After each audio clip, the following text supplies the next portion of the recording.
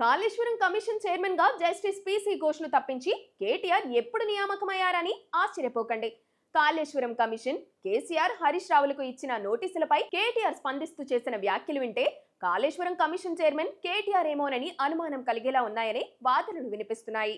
మీడియాతో మాట్లాడుతూ మంత్రివర్గ ఆమోదంతోనే కాళేశ్వరం ప్రాజెక్టును చేపట్టామని, కాళేశ్వరం ప్రభుత్వ విధానపరమైన నిర్ణయమని చెప్పారు కేటీఆర్.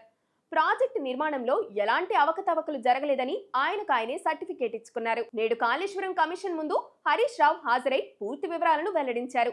కేసీఆర్ విచారణలో కొత్తగా చెప్పాల్సిందేమీ లేదని చెప్పేశారు. హరీష్ రావు అన్ని వివరాలను వెల్లడించారా? ఆయన చెప్పిన వివరాలన్నీ వాస్తవమేనా? హరీష్ విచారణతో ఇక కేసీఆర్ విచారణ అవసరం లేదా అనేది కమిషన్ నిర్ణయిస్తుంది. అయినా కేటీఆర్ మాత్రం ఇక కేసీఆర్ విచారణ అక్కర్లేదని మాట్లాడటం చూస్తుంటే కమిషన్ చైర్మన్ గా కేటీఆర్ వ్యవహరిస్తున్నట్లుగా ఉందని సోషల్ మీడియాలో సెటైర్లు వేస్తున్నారు. మరోవైపు విచారణ నేపథ్యంలో కేటీఆర్ కు లోలోపల భయం కూడా పట్టుకుందని కామెంట్స్ చేస్తున్నారు.